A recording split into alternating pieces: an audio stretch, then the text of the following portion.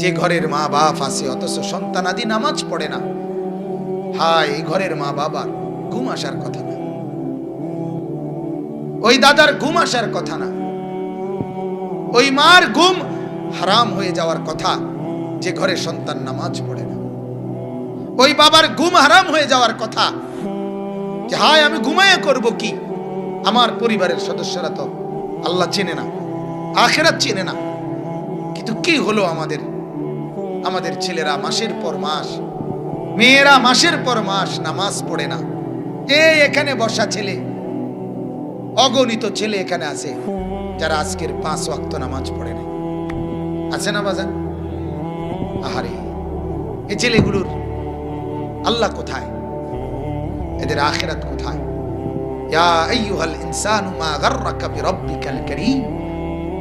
আল্লাহ তাআলা কাকুতি মিনতি করে যেন বলে, ওরে বান্দা, আরে মানুষ, আমার মতো দয়ালু আল্লাহকে বাদ দিয়ে কেন ছেড়ে দিলি?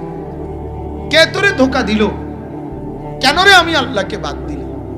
ছেলেরা তোমরা যারা বসছো বাজান, ছোট হও বড় হও, 10 মিনিটের জন্য হলেও বসছো, 1 ঘন্টার জন্য হলো বসছো, তোমাদেরকে বলি বাজান, সারাটা দিনে কি করছো বাজান? একটা বার ভাইব, কেন আল্লাহকে নারাজ করলা? কেন নামাজ পড়তে পারলা না? তুমি মুসলমান না, তোমার বাবা মুসলমান, তোমার মা মুসলমান, তোমার বংশের সবাই মুসলমান, তুমি কেন সেজদা করতে সংকোচ কোথায়? নামাজ পড়তে অসুবিধা কোথায়? আপনারা আপনাদের বিবি বাচ্চা ছেলেদেরকে নিয়ে এই আলাপটা কইরেন, তাইলে আমি চাই না আমিও জাহান্নামী হই, আমার সন্তান, আমার বিবি বাচ্চা ওরাও যেন জাহান্নামী না হয়। এটা প্রত্যেকে চাওয়া উচিত কিনা বলেন না? আমার কষ্টে আমি দেখলাম যে আমার সন্তান জাহান্নামের আগুনে পুড়বে, এর চাইতে বড় আফসোসের কি? আপনারা অনেকেই জানেন, এক সাহাবীর মৃত্যুর সময় মুখে কালেমা বন্ধ হয়ে গেছিল। আল্লাহর নবী ওনার মাকে বলছিলেন, মা আমি শুনছি, সংক্ষেপে বলতেছি আর কি, যে মা তোমারে কষ্ট দিছে তোমার ছেলে, এ কারণে তার জবানে কালেমা উচ্চারণ হচ্ছে না, তুমি মাফ করে দাও, তাইলে কালেমা উচ্চারণ হবে। ওই মা মনের বড় কষ্টে বলছিল, ইয়া রাসূলুল্লাহ আমি তারে মাফ করব না, সে আমারে বেশি কষ্ট দিছে, আমি মাফ করব না। আল্লাহর নবী সাল্লাল্লাহু আলাইহি সাল্লাম যখন দেখলেন মহিলাটা কোনোভাবেই মাফ করবে না, শক্ত হয়ে আছে, তখন হাদিসে আছে আল্লাহর নবী সাল্লাল্লাহু আলাইহি সাল্লাম হযরতে বেলালকে বলছে, বেলাল আগুন লাগাও, লাকড়ি জমা করো, আগুন ধরাও। আগুন ধরাইবার সময় মহিলা জিজ্ঞাসা করছে, ইয়া রাসূলুল্লাহ আগুন ধরাইয়া কি করবেন? বলছে, মা তোমার ওই ছেলে যার মুখ দিয়ে কালেমা বের হচ্ছে না, তারে এখনই আমি নিজের হাতে আগুনের মধ্যে ফেলে দেব, আগুনে জ্বালায় দেব তোমার সন্তান। ওই মহিলা চিৎকার করে তখন বলল, না ইয়া রাসূলুল্লাহ, আমার সন্তান আমার চোখের সামনে আগুনে জ্বালায় ফেলবেন। আল্লাহর নবী বললেন, মা এই কিছুক্ষণের মধ্যে যখন ঈমান ছাড়া তোমার বদদুয়ার কারণে তার মৃত্যু হবে, তো এখনই তো তার কবরে আগুন জ্বলবে, তো যেই আগুন একটু পরে জ্বলবে সেটা আমি এখন জ্বালায় দেই, যেহেতু সে আগুনেই জ্বলবে। তখন আল্লাহর নবী বললেন, এ কথা বলাতে ওই মা বলছে, ঠিক আছে ইয়া রাসূলুল্লাহ আমি মাফ করে দিলাম, তবু আমার সন্তান আগুনে জ্বলুক আমি এটা চাই না। এই আগুনের দৃশ্য দেখে মায়ের শক্ত দিল পর্যন্ত কি হয়ে গেছে? নরম হয়ে গেছে। মা বলছে, না আগুনে পুড়লে আমি সইতে পারবো না। তাহলে একজন মুসলমান আজকে, আরে মিয়া কোরআনুল কারীমের মধ্যে আছে নূহ আলাইহিস সালাম তার ছেলেটাকে আগুন থেকে জাহান্নাম থেকে বাঁচাবার জন্য সারাটা জীবন তো বলছেই, যখন কোরআনুল কারীমের মধ্যে আছে যে ওয়াফারাত তান্নুর, যখন নূহ আলাইহিস সালাম দেখলেন চুলার ভিতর থেকে আগুন, পানি তুফানের পানি উঠে গেছে, তখন নূহ আলাইহিস সালাম ছেলেটাকে ধরে কেনানকে বহু টানাটানি করছে, ইয়া বুনাইয়া আরকাম মা'ানা, আমার আব্বা, ও বাপ ওঠ না, ঈমান আইনা আমার নৌকায় ওঠ। ছেলেটা বলছে, না তুফান আসলে আমি পাহাড়ের উপরে আশ্রয় নেব, সাআবি ইলা জাবালিন ইয়াসিমুনি মিনাল মা, আমার ওই পাহাড় বাঁচায় দিবে তোমার ক্ষুধার পানি থেকে। নূহ আলাইহিস সালাম বলছেন, না রে আব্বা, লা আসিমা লাকুমুল ইয়াউম, আজ কেউ বাঁচাইতে পারবে না, কেউ না। ছেলেটা শুনে নাই। কোরআনে আছে সূরা হুদের মধ্যে, বাবা তবুও ডাকাডাকি করতেছে। এরপরে পানি, মনে করেন এখানে নূহ আলাইহিস সালাম, এখানে ছেলেটা দাঁড়ানো, পানি এই প্যান্ডেলের পিছন দিয়া তুফানের পানি, বন্যার পানির স্রোত চলে আসছে, কাছে চলে আসছে। তখনও নূহ আলাইহিস সালাম ডাকাডাকি করতে, এরে বাপ আয় না, আয় না, ওই দেখ বাপ পানি চলে আসছে, বাপ তুই নৌকাটা ওঠ। ছেলেটা উঠে নাই। কোরআনে আছে ওয়াহালা বাইনাহুমাল মাউজু ফাকানা মিনাল মুগরাকিন।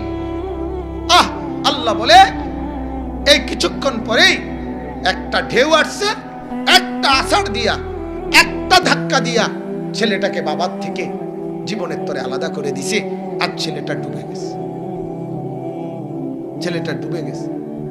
ওই ঝালকাঠিতে কিছুদিন আগে যে লঞ্চ দুর্ঘটনা হইল, আগুনে জ্বলে গেল একটা লঞ্চ। ওই লঞ্চে একজন বাপ তার 7 বছরের একটা মেয়ে বাচ্চাকে বুকের মধ্যে জড়াইয়া ধইরা লঞ্চ থেকে পানিতে ঝাঁপ দিছিল। 1.5 ঘন্টা, আমি নিজে মোবাইলে এটা দেখছি, বেটার কথা। 1.5 ঘন্টা ওই বাবা এই অন্ধকার রাতে নদীর পানিতে এই মেয়ে বাচ্চাটাকে বুকে জড়াইয়া সাঁতার কাটছে। সাঁতার কাইটা যখন পারে আসছে, পারে আইটা দেখে বুকের মানিক বুকেই মারা গেছে, বাচ্চাটা মারা গেছে বুকে। বাপ যদিও বেঁচে আছে। আহা, এই বাপ এই দৃশ্য কেমনে ভুলবে, যে তার কলিজার টুকরা সন্তানকে বুকের মধ্যে রেখে চলে গেছে। এই জন্য বাপ এইভাবে বলছে নূহ আলাইহিস সালাম যে বাপ আয় না, কিন্তু ছেলেটা আসলো না, ডুবে গেল, ডুবে গেল। এজন্য ফিকির করা চাই, ফিকির করা চাই। আমাকেও বাঁচানো দরকার, আমার ছেলেকেও বাঁচানো দরকার, আমার মেয়েকেও বাঁচানো দরকার, আমার নাতি নাতনিকেও বাঁচানো দরকার। আল্লাহ তাআলা বলেন, কুল হাল নুনাব্বিউকুম বিল আখসারিনা আমালা। আল্লাহ বলেন, ও নবী আপনি বলে দেন সবাইকে, বিল আখসারিনা আমালা। আল্লাহ পাক বলেন, নবী আপনি জানিয়ে দেন, ও মানুষ শোনো, তোমাদের কাদের কাদের সারা জীবনের সমস্ত মেহনত বৃথা। 30 বছরে যা করলা, 60 বছরে যা করলা, 40 বছরে যা করলা, সব বৃথা গেছে। এরা কারা কারা? আল্লাহ বলেন এটা বলে দেন, ও মানুষ শোনো, তোমাদের কার কার সারা জিন্দেগির মেহনত আমল বৃথা গেছে। খাসারা, খাসারা বিল আখসারিন, খাসারা গেছে, বরবাদ গেছে। কারা কারা, কাদের আমল? এই আল্লাহ তাআলা বলেন এটাই কথা আমার, আল্লাযীনা যাল্লা সাইয়ুহুম ফিল হায়াতিদ দুনিয়া, যারা তাদের এক জীবন পুরাটা সকাল থেকে রাত পর্যন্ত পুরাটা জীবন শুধু দুনিয়া সাজাইবার জন্য পরিশ্রম করছে। ওহুম ইয়াহসাবুনা আন্নাহুম ইউহসিনুনা সুনআ, আর মনে মনে ভাবতেছে আমি বড় ভালো কাজ করছি। আল্লাহ বলেন সারা জীবনের মেহনত, সারা জিন্দেগির মেহনত শুধুই দুনিয়া সাজানো। 60 বছরে ওনার অর্জন কি? 60 বছরে ওনার অর্জন এক সেট সোফা, একটা ফ্রিজ, একটা ওয়াল শোকেস, একটা ডাইনিং টেবিল, 6টা চেয়ার, একটা ফ্রিজ, একটা ডিপ ফ্রিজ, 3টা খাট, একটা বক্স খাট, 3 ডজন প্লেট, চায়ের কাপ,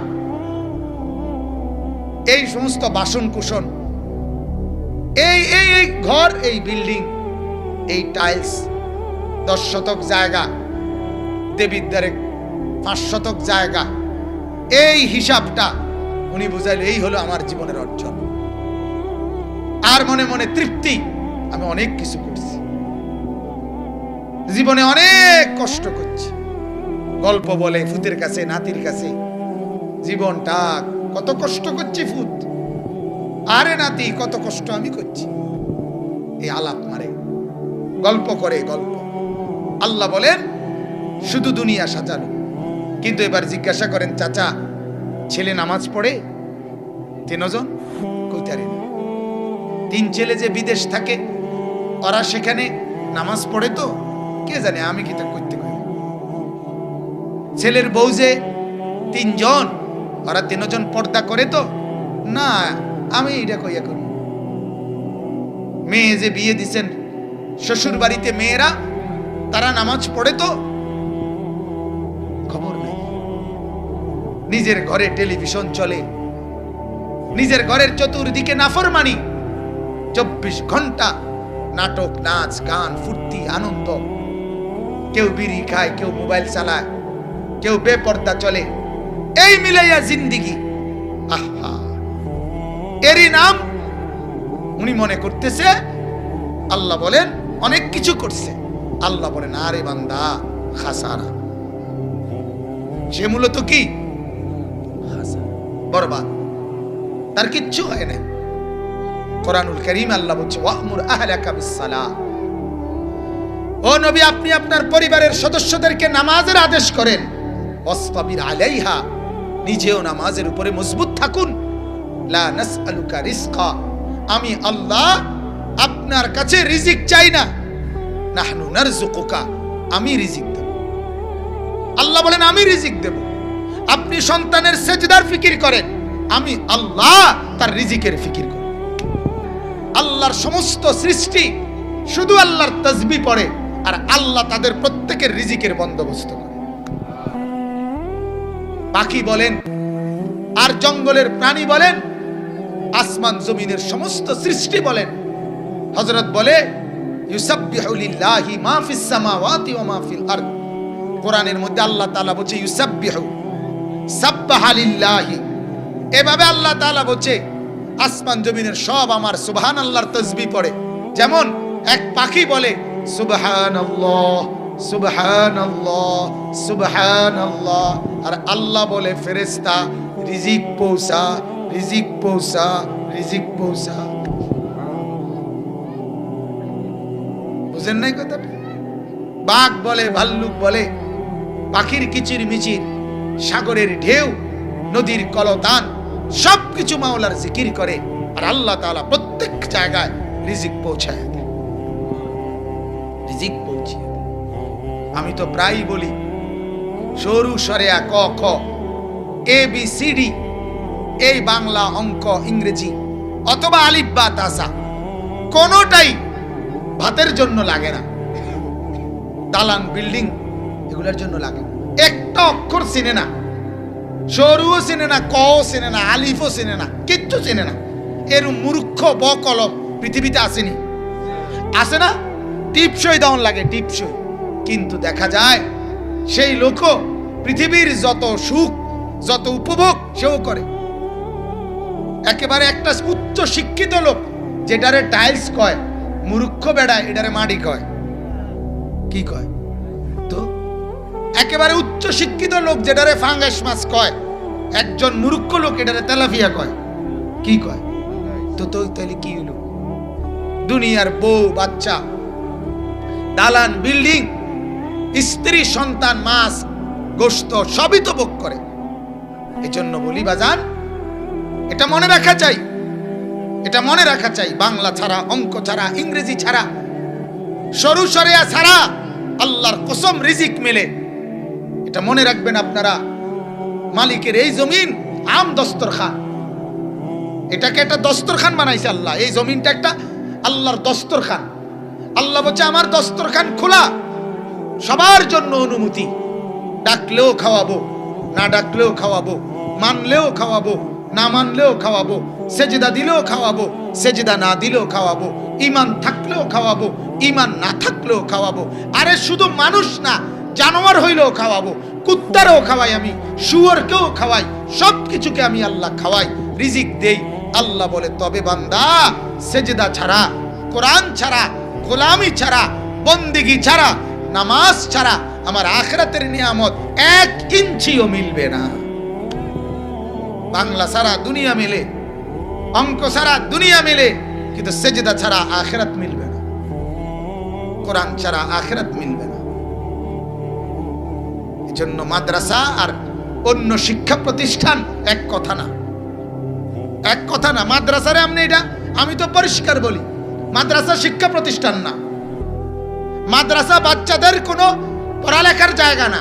মাদ্রাসা তাকে বলে যে নিজেকে ইমানদার পরিচয় দিবে, সে তার পুরা জীবনের যত প্রয়োজন আখিরাতের জন্য, জান্নাতে যাওয়ার জন্য সব কিছু সংগ্রহ করবে যেখান থেকে, ওই ফ্যাক্টরি, ওই কারখানার নাম মাদ্রাসা। মাদ্রাসা জোয়ানেরও দরকার, মাদ্রাসা বুড়া মিয়ারও দরকার, নারীরও দরকার, পুরুষেরও দরকার, বাচ্চারও দরকার, মেয়েরও দরকার, ছেলেরও দরকার, ছোটরও দরকার, বড়রও দরকার। মাদ্রাসা শুধু পড়া শেখায় না, আখলাক শিখাবে, জিন্দেগি শিখাবে, সমস্ত কিছু শিখাবে।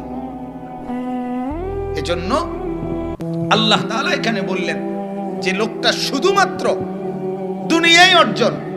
কত লোক আছে এই সকাল থেকে রাত 12টা পর্যন্ত শুধু ভাত তরকারি, শুধু দোকান, ব্যবসা, চাকরি, ক্ষেত খামার, অটো, সিএনজি, মুদি, চা, বন, বিস্কুট, বিড়ি, সিগারেট, এই জীবন সারাটা দিন।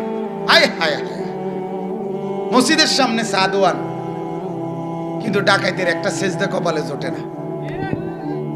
তার অটোতে মানুষ নাইমা মসজিদে ঢুকছে, কিন্তু তে ডাকাইতের সেজদা জোটে না।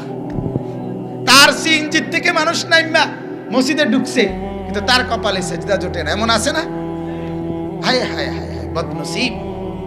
জীবনটারে মনে করছে শুধু এইটাই, এই ভাত তরকারি মিলানটাই, সংসার মিলানটারেই মনে করছে জীবন। এজন্য নামাজ, রোজার, আখিরাত, পরকালের কোনো খবর নাই। আয় হায়, আল্লাহ বলেন ওই লোকটা খাসারা। ওই লোকটা কি বলেন না? খাসারা, বরবাদ। তার আসলে জিন্দেগি ব্যর্থ, এটা হলো একটা অর্থ। আর যেহেতু কিছু তালেবে ইলম আছে, এজন্য আরেকটা অর্থ বলা দরকার, আরো 2টা, ওদের উপকার হবে এতে। এই আয়াতের দ্বিতীয় তাফসীর হলো, যে ব্যক্তি আমল করছে অনেক, কিন্তু তার আমলের মধ্যে ইখলাস ছিল না, আল্লাহর জন্য ছিল না, আল্লাহকে পাওয়ার জন্য ছিল না, এই ইখলাস বিহীন সমস্ত আমল খাসারা, বরবাদ। এজন্য আমলের মধ্যে ইখলাস থাকা চাই। নামাজ, রোজা, হজ, যাকাত, মোবাইল ওলারা দেখবো, ফেসবুকে মানুষে দেখবো, ইউটিউবে মানুষে দেখবো, ভাইরাল হবে, খুব তাড়াতাড়ি লারা খাবে, হবে না। আসমানওয়ালা ফয়সালা করতে হবে। আমার সাথে এক মাওলানা সাহেব আজকে কয়েকদিন, তাই মাওলানা সাহেবরে বলছি, আল্লাহর জন্য যদি দ্বীনের খেদমত করতে হয়, কোনোভাবে শুধু আল্লাহর কাছে চাইতে হবে, এবং রাত 2টা, দিনের 2টা সমান মনে করতে হবে। অর্থাৎ এই পরিমাণ মেহনত করতে হবে যে দিনের 2টা, রাতের 2টা সমান। 24 ঘন্টা ইমানদারের মেহনত, ইমানদারের কোনো বিশ্রাম নাই। নাফরমানের বিশ্রাম আছে। ওই যে নাফরমান পাপী যেগুলো কিতা করছে, গুচ্ছি কাটছি, এটা যেহেতু অপদার্থ, এই জন্য মুসলমানের কোনো আসর মাগরিব নাই, যে আসরের পরে কদ্দুর ঘুরেন না, আসরের পরে ঘুরবে কেমনে? আল্লাহ যেখানে বলছে ওয়াল আসরি ইন্নাল ইনসানা লাফি খুসর, আরে বান্দা আসরের ওয়াক্ত হয়ে গেছে, এখনো তো তুই খাসারা, আখিরাত কখন কামাইবি? এই কথা যে কানে বাজে যার, হে আসরের পরে অবসর পাবে কেমনে? রাত্রিবেলা যার তাহাজ্জুদের নামাজ, তার আবার রাতে অবসর কখন? আম্মান হুয়া কানিতুন আনা আল-লাইলি সাজিদান, এই আয়াত যার শোকে, সে ঘুম, আরে রাত্রে কুমিল লাইলা যার কানে, সে রাত্রে ঘুমাবে কখন? এজন্য ইমাম মুহাম্মদ রাহমাতুল্লাহ আলাইহি, ইমাম আবু হানিফার শাগরিদ, উনি বলতেন, উনি রাতে ঘুমাতেন না, সারা রাত মাসআলা লিখতেন। ওনারে জিজ্ঞাসা করছিল, হযরত আপনি রাতে ঘুমান না কেন? হায়, হাজার লাখো ইমানদার মুসলমান চতুর্দিকে ঘুমায়, এ কথা আশা কইরা যে ইমাম মুহাম্মদ জেগে আছে, সারা রাত আমাদের জন্য দ্বীনের মাসআলা রেডি করতেছে। সারা রাত আমরা জিজ্ঞাসা করব যখন যা লাগে। এত মানুষের আস্থা এবং নির্ভরতা যখন আমার উপরে, এই দায়িত্বের বোঝা কাঁধে নিয়ে আমি ঘুমাই কেমনে? কাইফা আনামু, আমি ঘুমাবো কিভাবে? ওয়ান্নাসু ইয়ানামুনা তাওয়াক্কুলান আলাইনা, মানুষগুলো ঘুমিয়ে থাকে আমার উপরে ভরসা করে। হযরতে ওমর, সাইয়্যিদুনা ওমর রাদিয়াল্লাহু তাআলা আনহু, ওনাকে খলিফা হওয়ার পরে উনি আর রাতেও ঘুমাতেন না, দিনেও ঘুমাতেন না। বিশ্রামের নামে সামান্য একটু সময় উনি বিশ্রাম করতেন। একদিন ওনাকে জিজ্ঞাসা করছে, আমিরুল মুমিনিন, আপনি দিনেও ঘুমান না, রাতেও ঘুমান না কেন? হযরত ওমর রাদিয়াল্লাহু তাআলা আনহু বলেন, রাতে ঘুমাই না এই কারণে, যদি রাতে ঘুমাই তাহলে আমার আখিরাত কখন কামাই করব?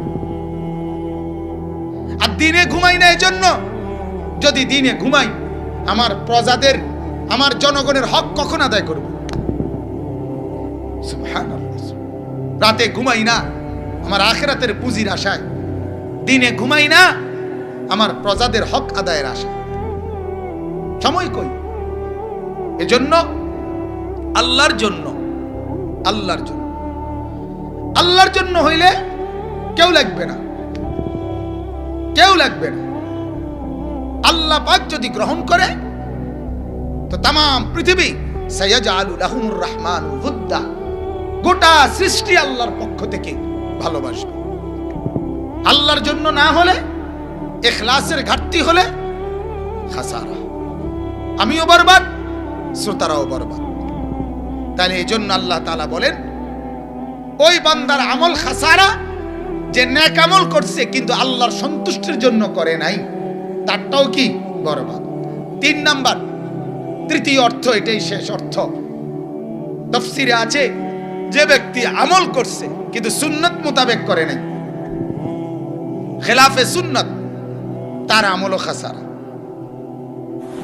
নামাজ পড়ছে মন মতো, রোজা রাখছে মন মতো, জিকির করছে মন মতো, দুরূদ পড়ছে মন মতো, সবকিছু নিজের মতো, নিজের মতো।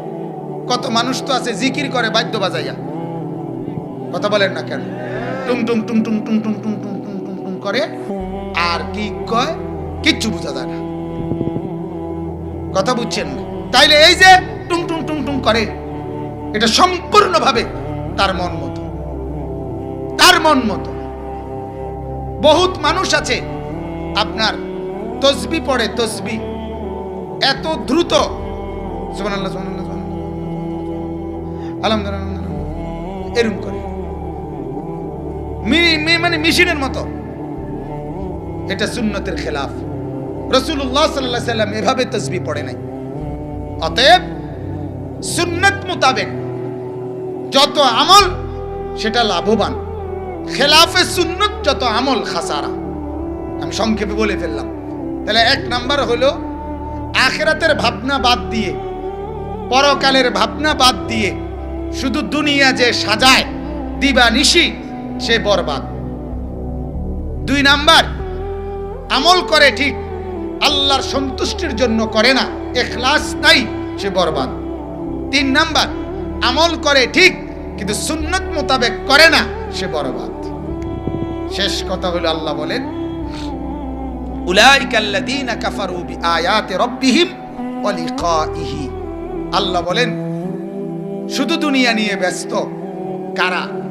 ওরা তারা যারা আল্লাহ এবং আল্লাহর কোরআন এবং আল্লাহর সাক্ষাৎকে অস্বীকার করে। অর্থাৎ তারা বলে দেয় কোরআন আমাদের দরকার নাই, আর এটাও বলে দেয় জান্নাতে আল্লাহর দিদার, এটাও আমার দরকার। আমাদের আল্লামা তাকি উসমানী দামাত বারাকাতুহু, ওনার একটা মজার রসিক কথা আছে। উনি বলছিলেন একবার যে উনি যে কেউরে এমনি কৌতুকের মতো বলছে কয়েকজন দুনিয়া লুবি সারাদিন দুনিয়ার সম্পদ উপার্জনে ব্যস্ত এক লোককে জিজ্ঞাসা করছে, ভাই মরলে কই যাইবেন, বেহেশতে না দোজখে? ভাই বেহেশতে না দোজখে আমার এত হিসাব করার টাইম নাই, যেখানে গেলে 2টা পয়সা লাভ হইব আমার ওখানে। আমার কি দরকার? 2টা পয়সা লাভের দরকার। 2টা পয়সা লাভ হইলে এবারে জিডা তকিটা দিয়ে নাম এটা আমনে বুঝা দিয়ে। এই হলো দুনিয়া লুভি, দুনিয়া লুভি। তো আল্লাহ তাআলা বলে কেন দুনিয়ার মধ্যে লিপ্ত? কারণ তার আখিরাত দরকার নেই, তার আল্লাহর দিদার দরকার নাই, আল্লাহর কোরআন তার দরকার নাই। কেন ইখলাস আল্লাহর সন্তুষ্টির জন্য আমল করে না? তার মূলত আখিরাত দরকার নেই। কেন রাসূলের সুন্নাত মোতাবেক আমল করে না? তার মূলত জান্নাত দরকার নেই। আমি এজন্য প্রায় বলি, জান্নাত যার দরকার তার জীবন একটু কষ্টকর, একটু নিয়ন্ত্রিত, একটু হিসাব কিতাব করে চলতে হয়, তারে একটু বাস বিচার করে চলতে হয়।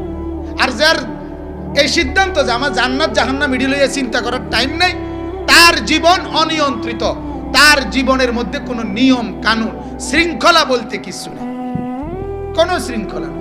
নাহলে 60 বছরের বুড়া মানুষ যখন আপনার বিড়ি খায়, আমার কাছে এটা আশ্চর্য লাগে।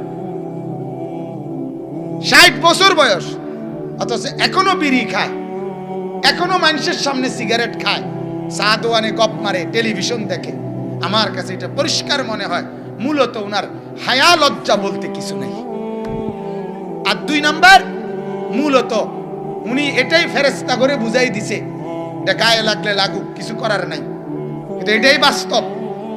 এই বিড়ি খাওই না বেড়া, সে যেন ফেরেশতাকে দিবানিশি বলে দেয়, ভাই তুমি দেখছো তো আগুন ছাড়া আমার দিন কাটে না, রাত কাটে না, সকাল দুপুর সন্ধ্যা গভীর সারাক্ষণ আমার আগুন লাগে, অতএব আগুন ছাড়া আমি থাকতে পারতাম না, আমারে কবরে আগুনেই রাখো, আমারে হাসরে জাহান্নামের আগুনেই রাখো। নাই তো আর কি, নাই তো আর কি। প্রত্যেকটা সিগারেটের প্যাকেটে লেখা থাকে ধূমপান মৃত্যু ঘটায়। তাহলে যেটার মধ্যে লেখা আছে ধূমপান মৃত্যু ঘটায়, সেখানে আল্লাহ তো বলছে ওয়ালা তুলকু বিআইদিকুম ইলা তাহলুকা। আল্লাহ বলে তোমরা নিজেদেরকে ধ্বংসের দিকে ঠেলে দিও না, মৃত্যুর দিকে ঠেলে দিও না।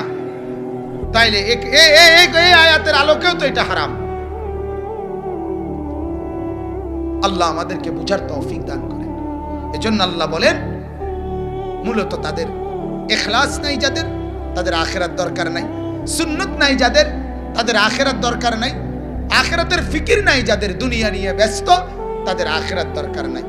ফাহাবিতাত আমালুহুম, আল্লাহ আবারও বলছে তাদের সমস্ত আমল কর্ম মেহনত বরবাদ। ধন্যবাদ না বরবাদ? বরবাদ। এরপর শেষ কথা আল্লাহ বলেন ফালা নুকিমু লাহুম ইয়াউমাল কিয়ামাতি ওয়াজনা।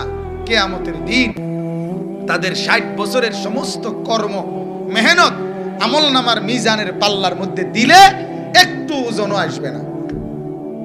60 বছরের এই সোফা খাট পালক যায় দকিটার ভিত্তি, এর ওজন আর হইতো না।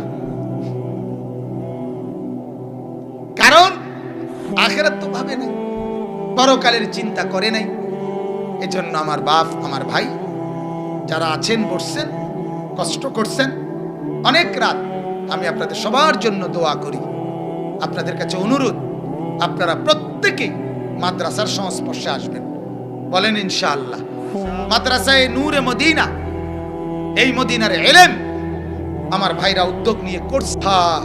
কোরআনুল কারীমের মধ্যে আছে মুসা আলাইহিস সালামের মাকে আল্লাহ যখন মুসা নবী জন্ম নিছে, মুসা আলাইহিস সালামের মাকে আল্লাহ তাআলা বলছিল, মুসার মা আমি বুঝতে পারতেছি তুমি ভয় পাচ্ছ, এই বাচ্চাটাকে দুধ খাওয়াইতে সাহস হচ্ছে না, কারণ ফেরাউনের বাহিনী আইসা হত্যা করে ফেলবে। তো এক কাজ করো, বাক্সত বইরা ফাআলকিহি ফিল ইয়াম, তারে পানি থালায় দাও, সাগরে ফেলে দাও। আল্লাহ তখন বলে ওয়ালা তাখাফি ওয়ালা তাহজানি, ও মুসার মা ভয় পেও না, চিন্তা করো না, ছেলেটাকে, এই ছোট্ট কুলের বাচ্চাটাকে বাক্স ভরে সাগরে ফেলে দাও। ইন্না রাদ্দুহু ইলাইকে, আমি আল্লাহ ওয়াদা দিলাম এই বাচ্চা আবার আমি তোমার কাছে ফেরত দেব। এরপরে এটা শেষ কথা না, পরের কথাটা বড় আশ্চর্য। আল্লাহ বলেন ওয়াজাইলুহু মিনাল মুরসালিন, আল্লাহ বলেন ও মুসার মা, তোমার কাছে তো বুঝো নাই, তুমি এটা সামান্য একটা ছেলে না, না না, ছেলে মনে করে আমারে দিয়ে দাও, সাগরে ফেলে দাও, আমি আল্লাহ রসুল বানিয়ে তোমার কাছে ফেরত পাঠাবো। কি বানিয়ে?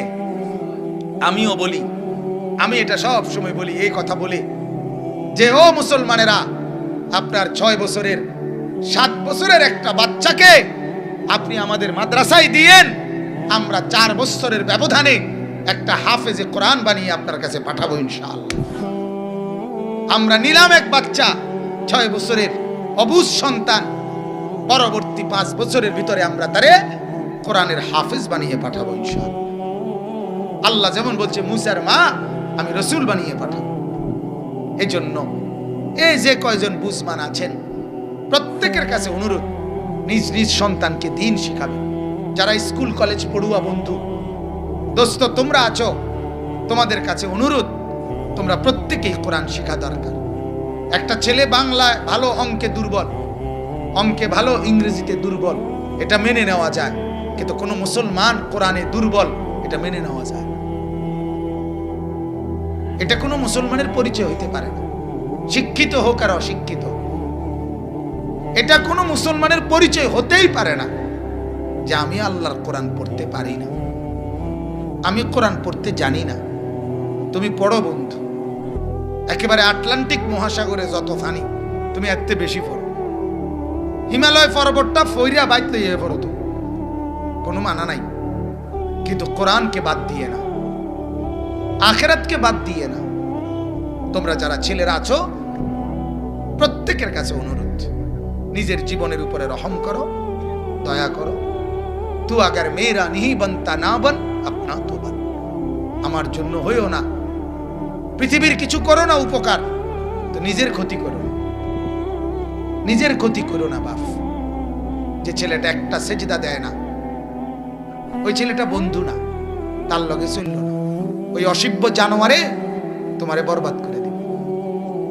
কোন বিড়ি খাওয়াই না ছেলে প্রথম দিন নিজের থেকে বিড়ি খানা শুরু করে নাই, কোন অসভ্য জানোয়ারে তারে ধীরে ধীরে বন্ধু নামের দুশ্মনে, বন্ধু নামের ইবলিস তারে বিড়ি খানা শিখাইছে।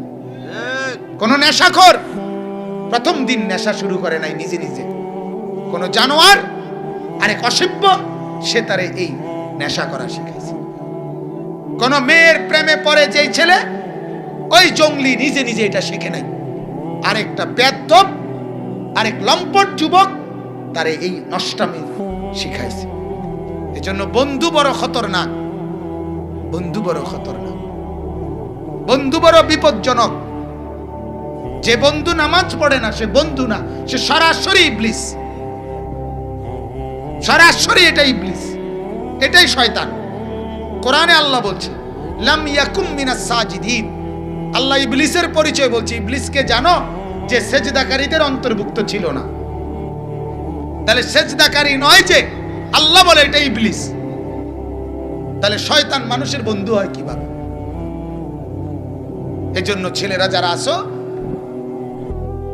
নিজেরা মাদ্রাসার পরিবেশে আইসো, হুজুরদের কাছ থেকে দিন শিখবা, ওলামায়ে কেরামের কাছ থেকে দিন শিখবা।